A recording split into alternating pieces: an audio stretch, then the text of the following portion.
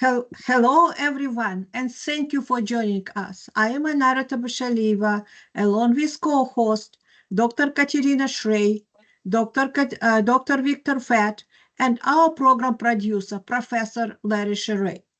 We host a weekly discussion panel on Russia's war on Ukraine with guests from Ukraine, military experts, medical personnel, academics, artists, literary figures, and relief workers. Our panel is recorded and circulated nationally and internationally. We appreciate your comments and feedback. Special thanks to Marshall University Libraries and MUIT for making this weekly event possible. If you are joining us live on Teams, please feel free to use the chat to post any questions for our guest. A quick greetings to our viewers in Ukraine from Dr. Katerina Shrey. Вітаємо наших слухачів в Україні з глибоким покліном. Ми далі свідки вашого страшного терпіння і також вашої великої сили. Дякую вам за вашу участь в нашій тижневій програмі. Thank you, Katerina. Today's guest will be introduced by Dr. Victor Fett. Thank you, Anara. It's my pleasure and honor to introduce Dr. Emily Feiner, who comes to us remotely from St. Andrews University in Scotland. She will be talking on multilingual children's literature from Ukraine, on its past, present, and future. And we contacted Dr. Feiner through her graduate student, Vik Medved, who was in turn recommended by famous Ukrainian children's poet Grigory Falkovich. And we had Grigory on this program with his wonderful book, Rudy and the Milky Way, and many other topics. It's amazing that even in the darkest hours of war, and I hope I exaggerate when I compare this to the late 1930s, we still think about and must think about future, and future are children, and children read books, and we read to our children just like we read to our grandchildren and children here. Across the ocean, literature exists and will exist, and we hope that modern poets and authors will not suffer the fate of Janusz Korczak and many others who perished in the previous war. Dr. Feiner researches exactly these multilingual interactions between English, Yiddish, Polish, Ukrainian, and Russian language cultures, and her specific work is on how Ukraine's diverse minority languages have been represented over the decades in children's literature, and how this will have a place in future multicultural, peaceful Ukraine. Dr. Feiner, it's an honor to meet you. Thank you so much for inviting me. I feel like I'm among friends. How amazing to start by hearing the names of Victoria Medved and Grigory Falkovich, two people who have been incredibly important to me in the last year. So that's a real pleasure. Thank you. Thank you so much for that. I'm going to give you a survey, if you like, but a very a survey of snapshots of moments in Ukrainian history that have produced different literatures in different languages. I'm talking about minority languages of Ukraine, and I'm really looking from the 1920s to the 2020s in this talk. I came to this topic actually through a different linguistic context. I was working on what I call transnational Polish-British culture, a culture that is still thriving despite the best efforts of governments and voters in the United Kingdom to separate themselves from Europe. So I was really looking at pre-Brexit multilingual Polish-British culture and wanting to use, I suppose, some of the advantages of having a group of, a large Polish community in Scotland where I live. I teach at University of St Andrews in Scotland, wanting to think about how bilingualism is a benefit for society and not something that is often in schools suppressed. as in you might have a teacher in a school who gets very worried when the children in the class start speaking a language the teacher doesn't understand, and how to think of this rather than something that, if you like, needs to be, kept at home, kept in families. It's kind of multilingualism, but to see it as actually a wonderful creative sort of repository for society, a way of building bridges, but also a way of keeping families together when there is displacement, whether that is displacement or migration by choice, as in that case with people who moved to the UK from Poland for maybe economic reasons, to a very different immigration, which was precipitated by Russia's full-scale invasion of Ukraine in February 2022, which resulted in many Ukrainian families coming to the UK and specifically to Scotland. And for the worst of reasons, our lives here in Scotland have been immeasurably enriched by the presence of Ukrainian children in every primary school classroom.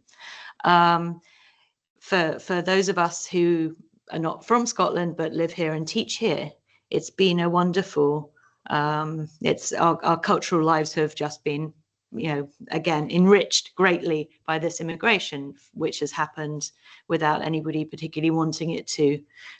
People who are here did not necessarily want to leave Ukraine.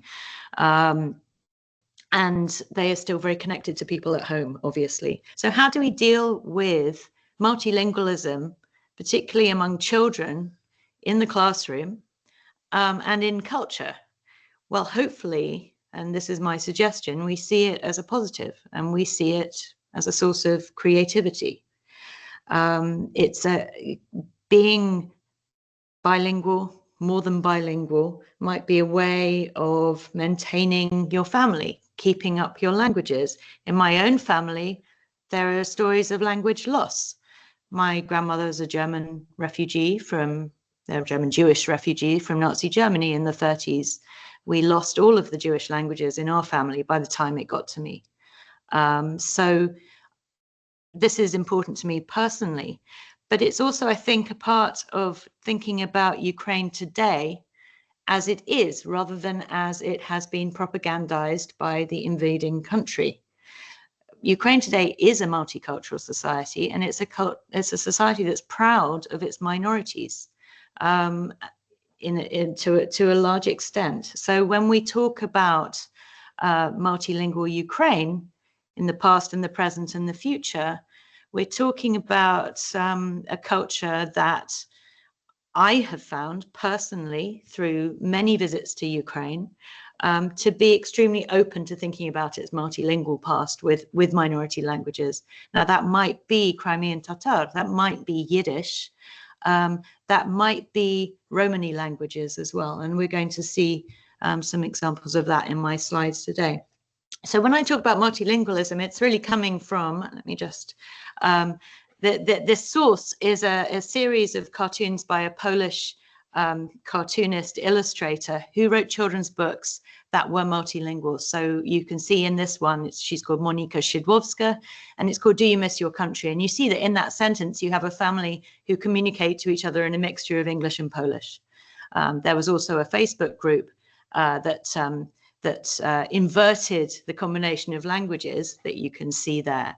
I found this to be an extremely inclusive, creative, and fun way of dealing with a situation that could be to do with language loss, could be to do with loss of community, it could be to do with replacing Polish with English by, in the child's life. But actually, there's a lot to come from that. So that was where this project really started. You got another one there. Sainsbury's is a supermarket in the UK. Here, the supermarket, here Dad went to the supermarket, but the supermarket has grammatical Polish ending on it, which again caused, amusement to many people, both Polish and English. So that's where this all came from. So I'm going to go right back now to some other illustrated texts for children from the 1920s from Ukraine. And I'm not sure of the extent to which people watching this or people who will watch this are aware of the incredibly rich artistic and cultural movements that were present in Ukraine in the 1920s that involved Yiddish. So if we think about that in terms of children's books, we have really some of the most incredible illustrations to children's books here. Here we have Lev Kitko and his book for children about a violin and a violin player. One cover there. I think this is my favorite one. This is Fairy Tales by David Rochel from Kiev in 1922. You have a kind of constructivist rabbit here illustrating a set of quite traditional fairy tales in Yiddish.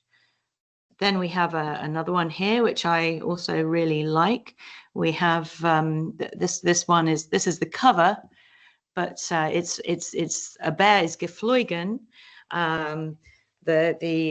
It's about, well, this particular story is about a blind musician. The blind musician in the Yiddish story is playing a lira, not a bandura. But I think you can see that there are various cultural connections going on just in this image. But I think also when we look at this, well, when I look at this, I think about what was missing from my education. I studied Russian at university and have worked with Russian literature and art for many years. How terrible that it took a war and devastation to, if you like, reintroduce these texts into the literary canon and the cultural canon and the artistic canon for me. These are texts from the 1920s of the highest quality in every way by Jewish writers and illustrated by Jewish artists who we might have heard of Chagall, and here are some others. This one's Sarah Shaw, a woman as well. So some really interesting things going on there. So going to jump from that.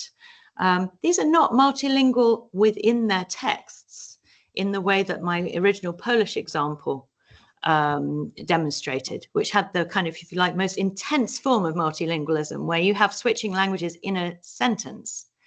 These texts, I think, are evidence, I suppose, of multilingual Ukrainian culture, in that they are read in today, you know, they are read in the territory of Ukraine, they're published in Ukraine. And I think you can see, you know, an art historian who is more experienced than I would can see all sorts of different connections going on in here. But let's look at what could be made of, what could we do with these? Now we know that there are these amazing texts. These are all available from the Yiddish Book Center that has PDFs of all of these incredible children's texts and many, many, many others. So all available, open access online. Well, here's what one amazing group of people did as a response to the full-scale invasion of Ukraine by Russia in 2022. They produced a children's book that was intended to raise money for Ukrainian relief efforts and indeed for the Ukrainian army. And they restored 2 Ukrainian children's books, publishing them in this multilingual volume that to me really demonstrates, you know, the meeting of these cultures and the interrelationship and interdependency of these cultures that is possible. So in Toward Hopeful Skies, we have let's see, so we have the book about this bird in Yiddish, about a crane, right? Then they have also taken the Ukrainian version of that book, and then they have translated from the Yiddish into English in a really nice rhyming poetic version. So this to me is a wonderful example of lively multilingualism that demonstrates cultures that belong together. So that's what we have here. A really nice book, Towards Hopeful Skies. So in fact, it turned out that I think the second story in this volume this one about the Solovey, about the swallow, no, nightingale. They couldn't find the Ukrainian original version for this one. So they ended up translating the Yiddish into Ukrainian. Now that to me is a very exciting thing, that through Yiddish we get to Ukrainian, and through Ukrainian we get to Yiddish, and from Ukrainian and Yiddish we get to English. And all of that movement and kind of all those chains of inspiration and linguistic play, because you end up with some very funny poems, are coming together in this book, which then supports Ukraine in a war which is a cultural war as well as a military war, and a war that is based on false premises of Ukrainian actually being a limited culture. Well, this, if you like, is a great weapon against that, proving that that's not the case, to me, certainly. So we're then going to jump. So this book was produced after the full-scale invasion in 2022. This is a Ukrainian children's book that has been translated into English by Larissa Denisenko. It was published in 2017. The author is a lawyer and a human rights defender and writer, a very, very interesting person. She would be great to invite to speak for your series if that hasn't happened already. She wrote this wonderful book about Maya, and it's about Maya and her class. So this came out in 2017. As she says in an interview, she wrote it in 2017 when Crimea was annexed and part of the Donetsk and Luhansk regions of Ukraine were temporarily occupied by the Russian Federation. She is writing the introduction, however, from Kiev after the full-scale invasion. Now, the book tells stories about different members of Maya's class and their families. And it does so in a way that is extremely engaging and I would say non-didactic, even though the message of this book is definitely inclusivity and diversity. So, for example, we have families in this book that are separated. This one has the father is away and connections are kept up through Skype.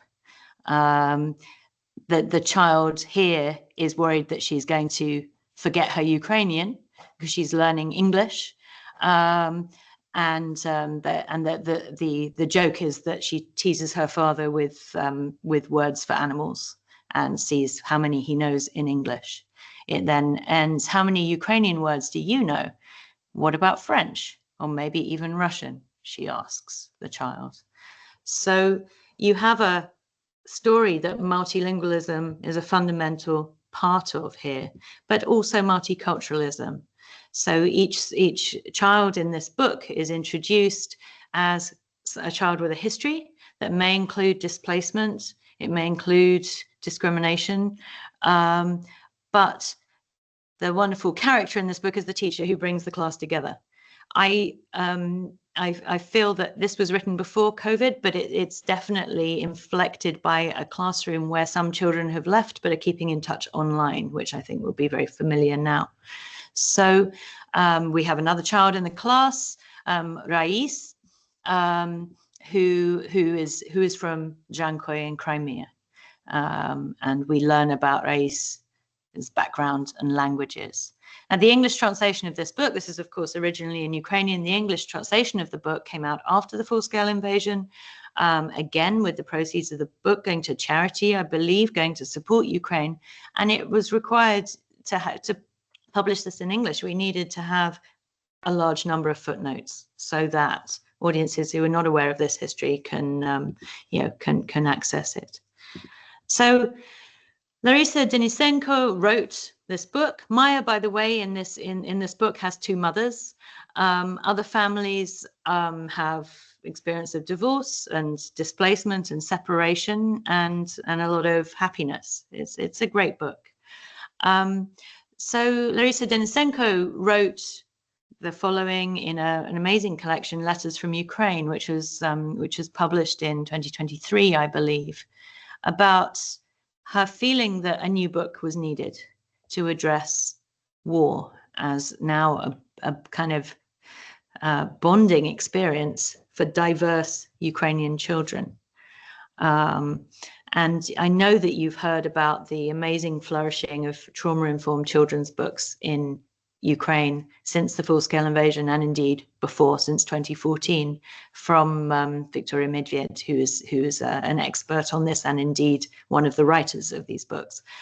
So I know that you're all aware of that, or if not, you can go back in the series and watch her wonderful talk. So I'm not going to repeat what she said, but this is Larisa Denisenko's book is a really great example of one of these trauma-informed children's books written to help children deal with the experience of living through the war.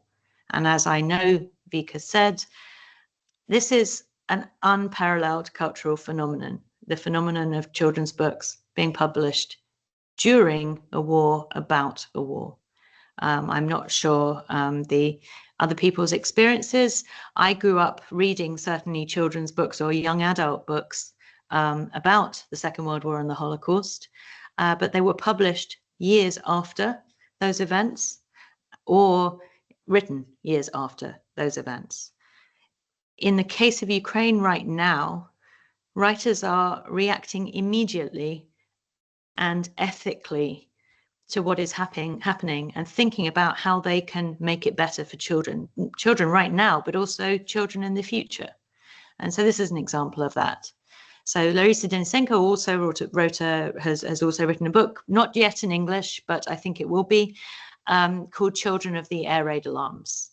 And she writes here about how she wrote it during air raids and how she, and I quote, saw it as part of an advocacy company for the protection of Ukraine. It was a way to save children, to make people, to hope that people in the world would welcome their children.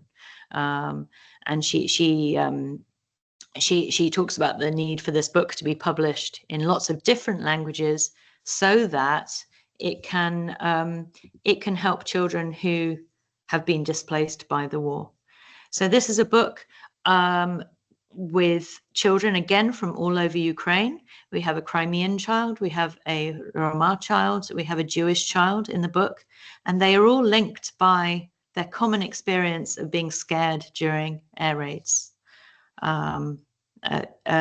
Immensely sad situation, but treated in the book with a kind of positivity and optimism and honesty that is really, I mean, it's stunning. So here's an example of, this is Maya. So we know Maya from her previous book. So this child, you know, who used to be a child in a classroom is now a child who is learning online or drawing pictures in a bomb shelter.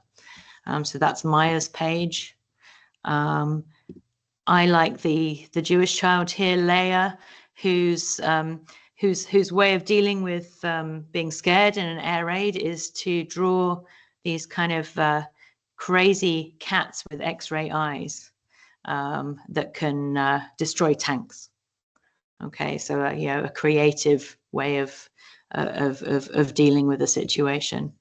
The book doesn't shy away from death either. One of the children in the book dies, and you know, again, this is dealt with extremely carefully. But I would say, you know, I'm sure that as so many authors in Ukraine these days writing children's books do, this author has, I'm sure, consulted a psychologist on how to do this best. And again, this is unprecedented, I think, that so many children's books will be published during a war, about a war, and helping children deal with this war with the help of child psychiatrists. So really important. So again, I think this book, if you like, gives you snapshots of different children in Ukraine and indeed in the occupied territories, and children Also, there's, I think, a child who is no longer in Ukraine, who's remembering. And while not multilingual itself, it's certainly multicultural. Next example is a book that Victoria Medved and I are translating into English at the moment. It's already been translated and published in Polish. This book is multilingual to a certain extent. It's the Blue Notebook by Halina Tkachuk. And this book is told from the point of view of a diary, as in the actual notebook that a child takes with her when she has to leave Ukraine for Poland. This is maybe a 10-year-old child who finds herself having to go to school, to her disappointment, in Warsaw. And this is how the illustrations in the book demonstrate what's going on in her head. The contrast being made here is the child gets very upset that her new classmates only associate Ukraine with war. But this is what's in her head when she thinks about Ukraine. All of these different things that you will recognize, from the bandura to the cat, to the sunflowers. So what you'll see here as well is that this child is having difficulty in understanding Polish. It's in a new linguistic environment for the first time. And she deals with this by writing in her notebook.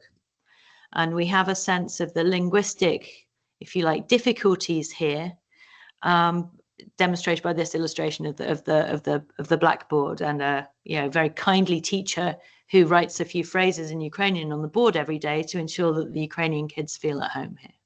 So here we have some different languages on the same page, which is what I was really hoping to see. It'd be interesting to know what we do with this in English in terms of the illustrations. English language publishing is notably resistant to multilingualism and to different languages, and I'm happy to see that Ukrainian and Polish publishers are far less resistant to that. They can hopefully drive some change in English publishing there. So that will be one more example. Another example of a multilingual text from Ukraine, this one from 2022, is I only learned of this one recently. It's from a Roma writer, Jan Panchenko, and you can see the children here holding the book. This is a rather wonderful book that is it's in Ukrainian, but it is also in Romani. And you've got crosswords, you have poems, funny poems that have translations into Ukrainian. Well, they have words that children might not guess in Ukrainian as well. When he gave a talk recently, one of the authors of this book, he talked about how the war for Roma in Ukraine has been, again, a kind of including experience for many, because many Roma men have joined the army, and their heroism is being recognized and, if you like, enjoyed by the culture, particularly the capture of a particular Russian tank, which became a meme. And so, this is a great opportunity happening here. I think this is, one of the first books, multilingual Ukrainian Roma books published in Ukraine, 2022. Then we have our mutual friend, Hory Falkovich. We've got myself, my husband, Vika Medved, and him in this picture from Kolomea in the summer of last year. This is a quotation that he likes to use. I've heard him quote this. And this was a very special meeting, I have to say.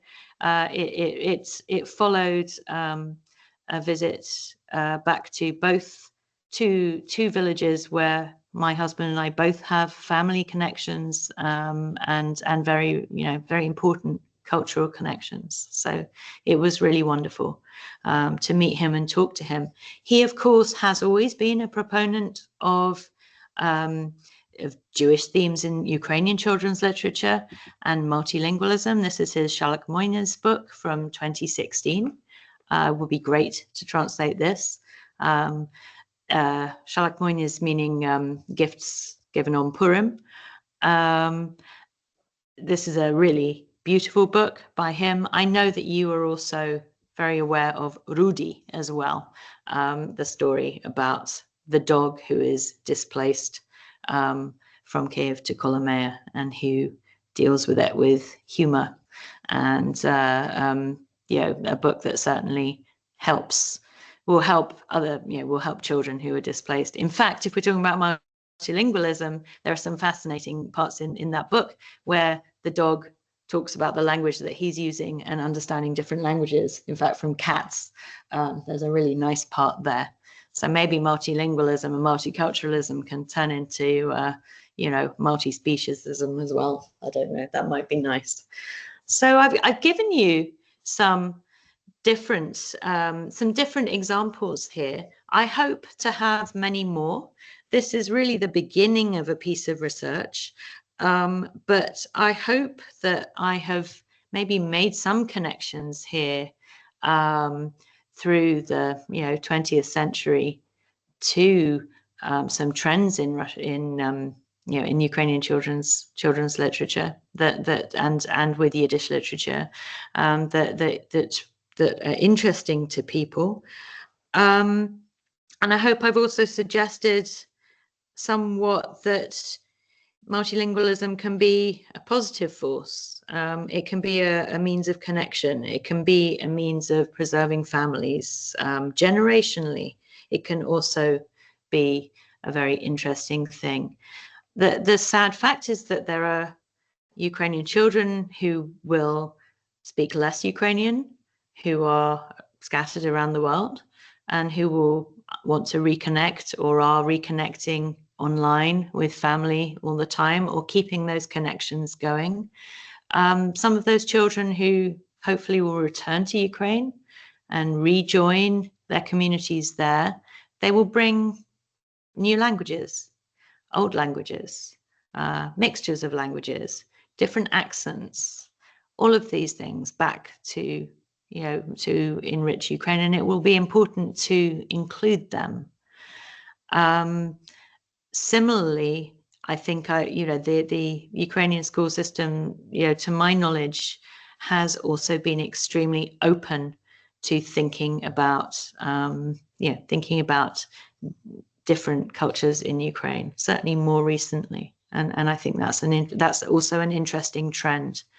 I could have shown you hundreds more of Yiddish children's books in Yiddish from Ukraine from the 1920s and 30s. Certainly, there are plenty of young adult ones as well, and I hope that maybe some of these maybe one day we might translate some of those from Yiddish into Ukrainian. I think that could be really interesting. I think I probably want to open it up to questions at this point. There are lots of different places that this can go. And I should have. I just seen in the comments. I should also have recognized the fact that Rudy is also a multilingual book because it exists in English thanks to Victor Fett and your team there. So that's really important too. I think everybody who's seen the Rudy book and the illustrations has fallen in love with it. And I see these books as ambassadors for Ukraine, really, and ambassadors for Ukraine as it really is, as opposed to, how some regimes, some politicians have been typecasting it. I think that's really important. I think Ukrainian children will be really proud of this literature, in the future as well, and that during a horrible war, people created things for them in this amazing way.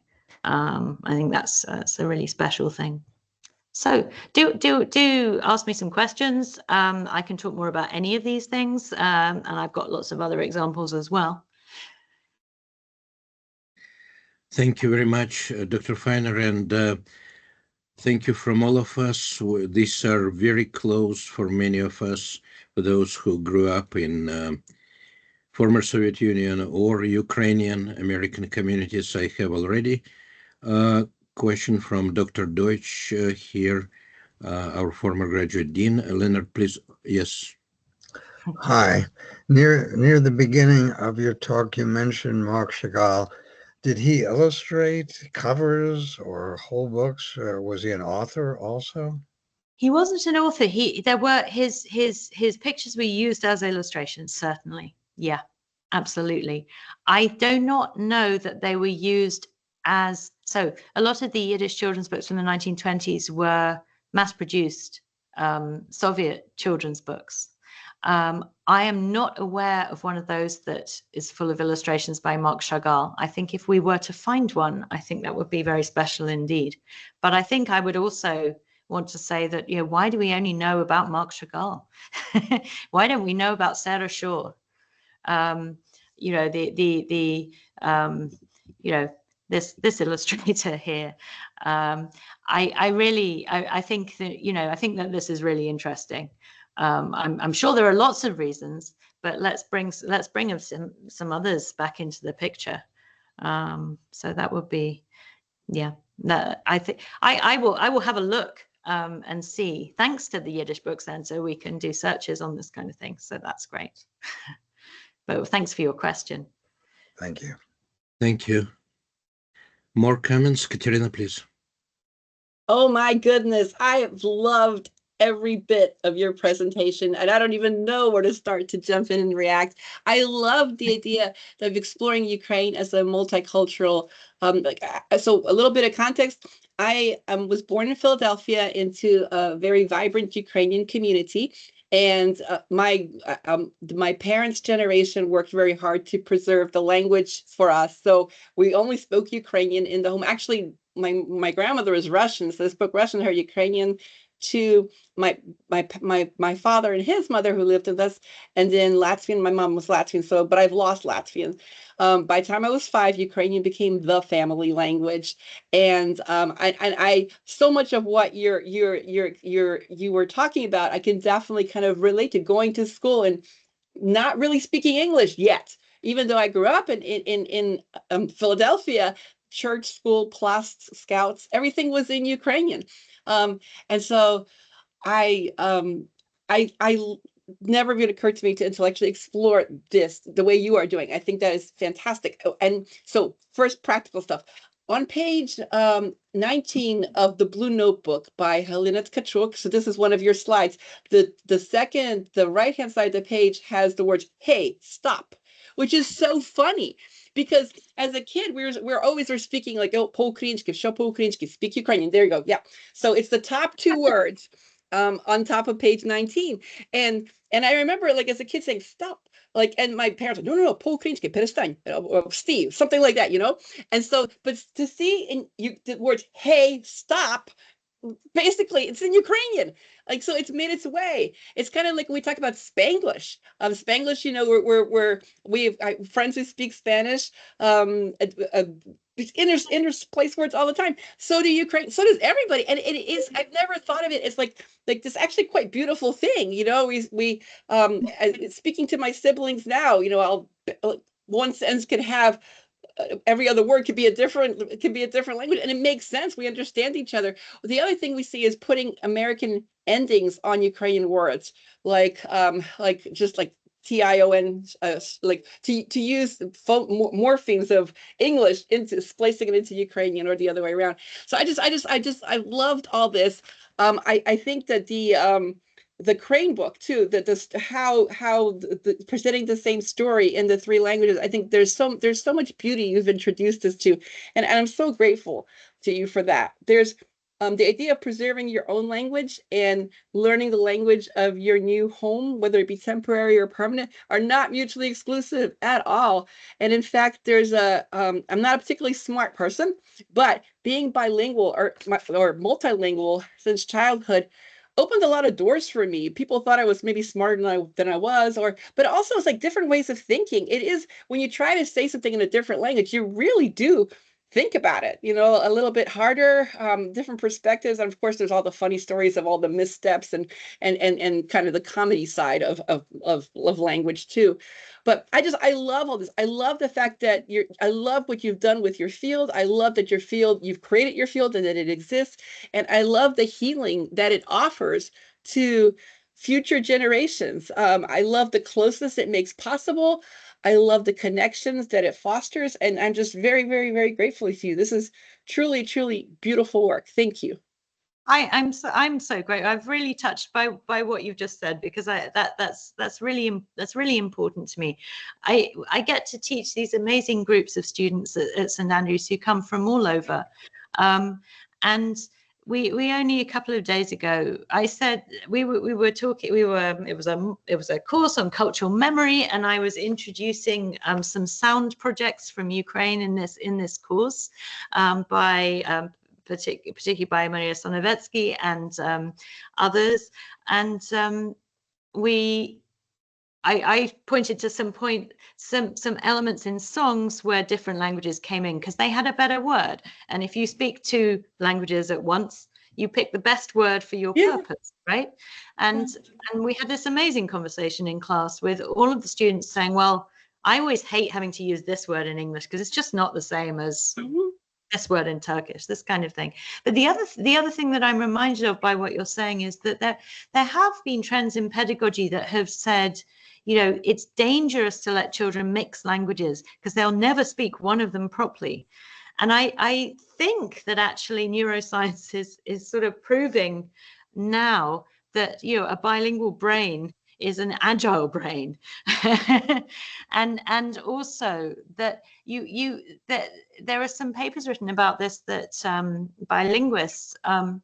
Imagine a situation where you have a Polish kid in a classroom where everybody is speaking English but with Scottish accents, and the Polish kid is texting with their grandmother in Polish on their phone while engaging in the discussion in the classroom at the same time. That the brain activity that must be going on to do that, we should be in awe of that. Oh, I'm so happy to hear this, because I do remember as a young person, I actually, again, and this is slightly getting off topic, but I remember someone telling me that when we were dating, that our kids would only ever speak English. We don't want to confuse kids by multiple languages, what I thought was horrible. I thought, like, the idea of speaking multiple languages, because I am the product of an immigrant community, it's entirely possible to go to a family reunion and you have 5 or 6 different languages, because some people, their formative years were spent in German displaced persons camps, and that's the language that they're most comfortable with. Other people came young enough that they speak English very well. So I'm very excited to hear that neuroscience is kind of catching up. Your comments about Rudy, I did not even think about that, but the languages the various animals speak, I love that. And you are right. Anybody who sees this book falls in love with it. The illustrations are amazing. And also, again, thanks to your presentation, I'm beginning to appreciate them anew. There's one page where you have a synagogue, a temple, you have a church, Pisamka, the Ukrainian Easter, and the pictures themselves kind of reinforce the multiculturalism, at the same time presenting very modern ideas. So the languages of the animals, whole new level for me. So thank you very much. Oh, that's great. That's great. And I mean, the importance of that is so huge, because the kind of the representation of Ukraine as in some kind of way fundamentally anti-Semitic, which is which can come from some different directions, obviously coming from Russia in a certain way. I am just so glad that we have Rudy speaking against that, and we have Falkovich obviously proving a difference there.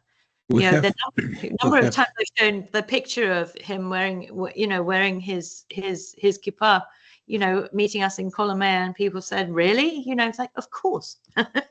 Yeah. So anyway. Next question or comment. Yes, I'm sorry. I stopped screen sharing. Yeah. I think I did. Did I? We got your screen instead. Yes. No, I'm sorry. It's stopped. Yeah. Okay. So we can see you much better. There are so many questions which will require special, probably, series of lectures. And on my native language is Russian. I grew up in the Soviet Union, but learned English as a child. And we had these English schools, the immersion schools, where we were taught by Russian teachers who never seen a native speaker or heard without any foreign students. So I know a lot about isolated environments, but I know this brings us to a completely different topic and probably decades away from us now. We will not live to see this, although processes right now are much more rapid than one can imagine. What would you say to a provocative thought that Russian will not survive as lingua franca in the way as English did or Spanish? Because in my opinion, and I'm very pessimistic on this topic, the language, which is my native, committed suicide along with its culture, or has been committed for a long time. I know this is sensitive for those who teach it and have to observe it, but in natural science, we are used to species and ecosystems getting extinct all the time due to many circumstances. We, of course, not to such political issues, but would you comment on Russian language moving away from Ukraine, let's say? I think so. I mean, yeah, it's really interesting. So we had some children's writers from Ukraine. We managed to invite them and host them last week here in St. Andrews. And one of them was from a family where she and her husband, before they had children, deliberately switched to being a Ukrainian household so that the kids could be the first kids in their long-term families who would only speak Ukrainian. And I'm very interested in this because a part of me thinks that excluding any language is maybe not something that's good, but then the optimism and thoughtfulness and I think also sense of fun of creating Ukrainian as a family language in the way that they've done, the reconnection of different cultures there. For me, that didn't really, when she talked about this, didn't sound actually like exclusion. It sounded like a much more, it sounded like evolution, if you want. I found that very, very interesting. And I think that was, I have heard many stories like that of it being a positive choice. I think also, I mean, that the other possibility there is surjik and of thinking about mixtures, which I think, if we're honest, have been very prevalent in Ukraine always as well. So, the Russian that was spoken in some contexts may have been the kind of Russian that was spoken in a university in Moscow, and in other contexts it would have been much more of a fusion language. So I think we probably need to question Russian as a container for all of this as well. But I don't know the answer. I mean, I don't really. I think the time to discuss this is after Russia stops destroying Ukrainian culture. Basically, that would be a good time to start thinking about Russia. I'm not. I Yes. think we need to think about it now, maybe. Yes, there are so many things going on. Among these, actively moving, as I said in my observation, away not only in terms of children, but in terms of culture that you possess. Because I found myself here in America having problem singing Russian songs to my grandchildren. I would rather try some benign limericks in English rather than trying to maintain the same Tchaikovsky, who is a classic and belongs to past times. So there is definite, as I try to convey this to, of course, I am in English environment for decades now. I don't have to maintain Russian, but I still write my own poetry in my own Russian. I think we are observing maybe and documenting, which is important, processes which have not been much observed since, let's say, destruction of ancient empires. Something which happened to Babylon after the tower went down. This is enormous topic. Please, more comments as we near an hour on children's literature specifically. Please, from our panel, don't be shy. We have been through many of these issues before, and while I'm still on it, you mentioned Romani, and you might not know that just next door to you, in Dundee, there is a wonderful publisher called Michael Everson, who is a Carolian, and he specifically publishes translations of Lewis Carroll to all languages he can get, especially new languages in which Alice does not exist. And I helped him to find and produce the first Romani translation in the Russian dialect. And a number of others, mostly Turkic. Ukrainian, of course, exists for a long time. Many more questions, please. Any? Leonard, please. Roma or Romani, the perception here, which may be accurate or not, is that these are people who are nomadic in nature. Is that true in Ukraine? Or is there a population areas that they are attracted to? It would seem that the nomadic life now would be very dangerous in Ukraine. So would you care to comment on Oh, I mean, I see. I'm not an expert on this, but there are and have always been settled in Scotland. Maybe one would say settled travelers, right? So indeed, people who do live in one place. The Soviet Union was not particularly encouraging of nomadic anything anyway with its system of internal passports. So yeah, you're definitely seeing settled communities here. I think that would be right. I should also say about that I'm talking about it as if it's one language. There are multilingual, multiple languages within that coming from different places in Ukraine, so different communities in Ukraine. So I've very much simplified that, and I again, be very happy to pass the contact of Jan Panchenko to you as a future speaker. He's a wonderful speaker. And really has done some amazing things, amazing youth work, I think, in Dnipro, a lot of which is under huge threat, of course, right now. So yes. Thank you.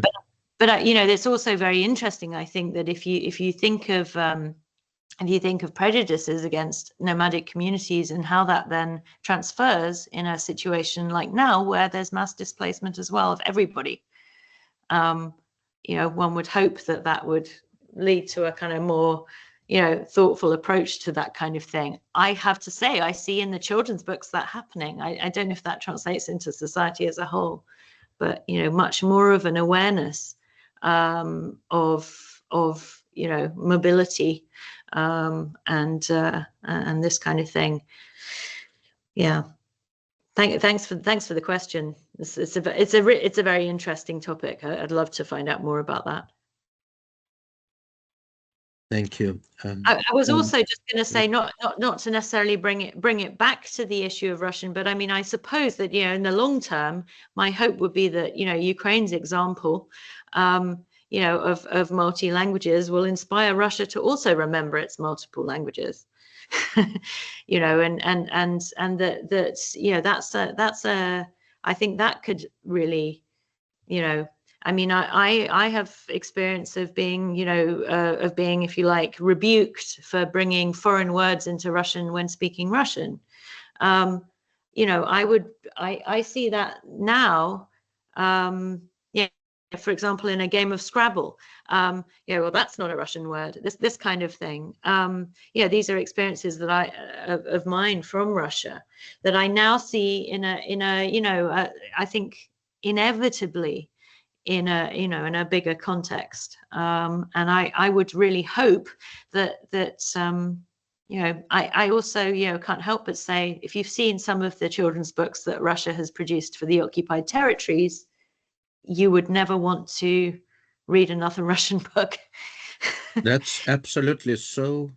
And this again leads us to many further discussions, because relevance of children's books belongs to the generation. And there are very few universal texts. You showed Chukovsky, but we just had on our program wonderful translator Galina Itskovich, who translated Chukovsky's Mucha Tsakatucha into Ukrainian and published it in Kiev. We promote this book as well. But this really is something very classical. It's 100 years old, and 100 years for Russian and /Soviet civilization is too much. Yes. So you know about the issues with Pushkin's fairy tales. Oh, yeah. And other things which, well, it's a young and rapid language and civilization. It's really different from many European ones. So one thing I reject, and maybe you can give your brief opinion, when people with my background tell me that Nazis were defeated and German language was revived and did not have anything to do with Nazis anymore, I tell them simply that historical analogies do not always work. That I'm reminded then there of my grandmother, who grew up a German-speaking child, and who was happy to go back to Germany and speak German until she heard an adult shouting at a child in German. That triggered something. So there are obviously, you know, there are obviously, you know, there are contexts as well, I think, which can be very interesting, right? We can certainly detach languages from experiences to some extent. But there are always going to be these triggers, and I think, you know, that's, I just remember that, her telling me that. more than anything, people who, like you, teach Russian and Russian literature have to face probably now a lot of issues with cultural, well, decolonization in a wide sense, but definitely deappropriation. When we see that Repin is Ukrainian artist because he was born in Ukraine, modern territory of Ukraine, and of course grew up there, many people are jarred by this. At the same time, it has been long accepted to treat, for example, Isaac Levitan as Jewish artist, both Jewish and Russian. And if you read his friend Chekhov, you will know much more about this controversy. And this has been part of Russian culture, Soviet Russian / which has not been revisited. So I would say this iceberg is rapidly thawing. For me, the reason one teaches literature and culture in a university is exactly for this to happen, is to find new people, to overturn your perceptions, to rethink what you feel about a culture. That's the point. And to me, this is an opportunity, and I'm glad of it. I'm not glad of the reasons for it, but to me, we've needed this for a long time, those of us who teach Russian culture and literature. I think that someone like myself, who has always had a slightly different angle on it, traditionally Slavonic studies in the UK had nothing to do with Yiddish or Jewishness. Right. It's different to America in that sense. And so as someone maybe with my background or my interests, there was never a place for those in a Russian department. And that to me was a loss that I always felt. So to me, if you like, this is a process of a gradual process of redefining what Russian culture could mean. That should have happened a long time ago. Some of us did it in our small interests, but we have an opportunity to do that now, and we must take it when students are interested. We don't have any fewer students studying Russian, and that I think is really interesting. Whatever their initial motivations are, I think in some ways they are they're a sort of they're a hope for the future, in that they're prepared to learn the language and be taught by people like myself who are really pulling apart what this culture could be or should have been or might be. So I think that's why we teach in the humanities, is to rethink. That's the only point of it. Well said, and a very good final thought. If we don't have any more comments or questions from the panel and hosts, please, I will extend our gratitude to Dr. Feiner, and I will ask Katerina to close with our Ukrainian greeting. Дорогі браття і сестри в Україні, ми зберігаємо вас у наших щоденних думках і молитвах. Нехай милосердний Бог тримає вас у своїй опіці. До наступного тижня. Прощаємося. Слава Україні! Героям слава! Героям слава! Thank you.